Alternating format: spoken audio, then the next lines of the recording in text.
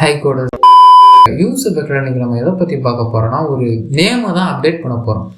ஆக்சுவலாக ஒரு நேம் இருக்கும், எப்பயும் போல ஸ்டேட்டில் டிஃபால்ட்டாக ஒரு நேம் வச்சுருப்போம், அங்கே அப்டேட் பண்ண போகிறோம். அப்டேட் பண்ணுறப்ப எதுக்காக யூஸ் எஃபெக்ட் யூஸ் ஆகுதுன்னு நம்ம பார்க்க போகிறோம். நான் அதுக்காக name.js அப்படின்னு ஒரு ஃபைல் கிரியேட் பண்ணிக்கிறேன்.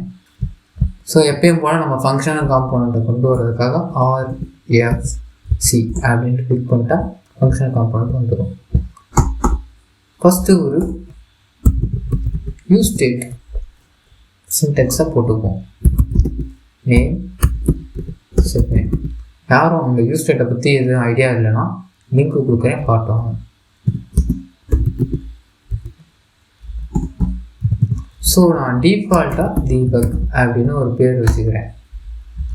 ஓகே, நான் அதுக்கப்புறம் இந்த பேரை வந்து ஃபஸ்ட்டு ஒரு HTML இது கிரியேட் பண்ணிக்கிறேன்.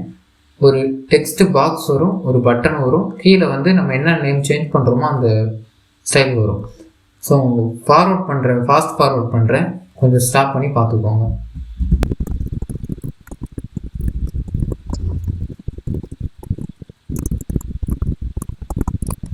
ஓகே, இப்போ வந்து ஒரு இன்புட் பாக்ஸ் கொடுத்துருக்கோம். நெக்ஸ்ட்டு ஒரு பட்டன், அடுத்து ஒரு H2 டேக். அவுட்புட் பார்ப்போம். இது வராது, ஏன்னா நம்ம இன்னும் index.jsல இந்த ஃபங்க்ஷனை கால் பண்ணவில்லை. ஜோக் இல்லையா? இப்போ கால் பண்ணுறோம் நேம். ஸோ மேலே இம்போர்ட் ஆகிடுச்சு. இப்போ name.jsக்கு போய்க்கலாம். இந்த இடத்துல பார்த்தீங்கன்னா இந்த பட்டனை இங்கே ஒரு சம்திங் இப்போ இங்கே ஒன்று கொடுத்துட்டு இப்போ ஜிவி பிரகாஷ் அப்படின்னு கொடுத்துட்டு சேஞ்ச் கொடுக்குறேன். ஸோ சேஞ்ச் ஆகுது. இப்போ நம்ம யூஸ் எஃபெக்ட்ன்ட்டு ஸ்டேட்டை பார்த்துட்டு இருக்கோம். இப்போ யூஸ் எஃபெக்ட்டுக்குள்ளே போகலாம்.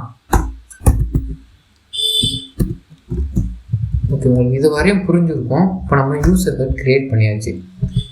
இதில் புரிஞ்சுருக்கும். ஃபங்க்ஷன் கால் பண்ணி அங்கே என்ன பண்ணுறோம், ஏல வந்து இங்கே நேம்ங்கிற ஐடியில் உள்ள வேல்யூவை ஸ்டோர் பண்ணிவிட்டு செட் நேம் அப்படிங்கிறது யூஸ் ஸ்டேட்டில் நம்ம அந்த வேல்யூவை அப்டேட் பண்ணுறக்கூடிய ஃபங்க்ஷனு. அது நம்ம வேல்யூவை என்ன கொடுக்குறோமோ அங்கே அப்டேட் பண்ணிகிட்டு இருக்கோம். ஓகே, இப்போ யூஸ் எஃபெக்ட் வந்தாச்சு. நான் இங்கே ஒரு கால் பேக் ஃபங்க்ஷன் க்ரியேட் பண்ணிக்கிறேன். இந்த கால் பேக் ஃபங்க்ஷன் க்ரியேட் பண்ணது ஒரு பேராமீட்டர். இது போக இன்னும் ஒரு பேராமீட்டர் இருக்கா, மொத்தம் 2 பேராமீட்டர். இப்போ நான் ஃபஸ்ட்டு பேராமீட்டரில் alert ஒன்று கொடுக்குறேன்.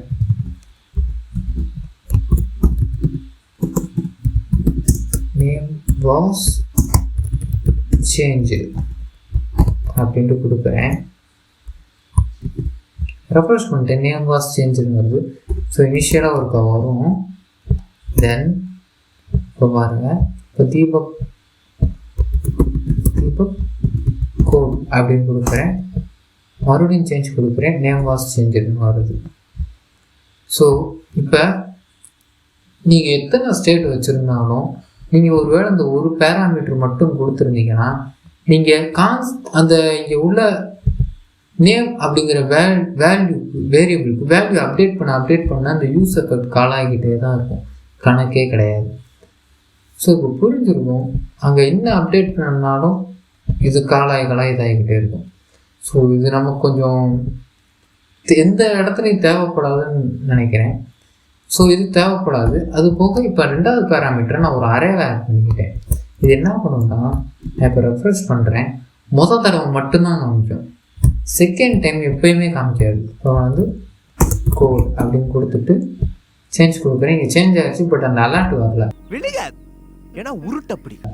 ஏன்னா இந்த அரே ஃபங்க்ஷன் இருக்கனால முதல் தடவை மட்டும்தான் கால் ஆகும், நெக்ஸ்ட் டைம் கால் ஆகாது. ஓகே, நெக்ஸ்ட்டு 3வது இதான் மெயின். இப்போ நேம் அப்படின்னு கொடுத்துட்டேன்.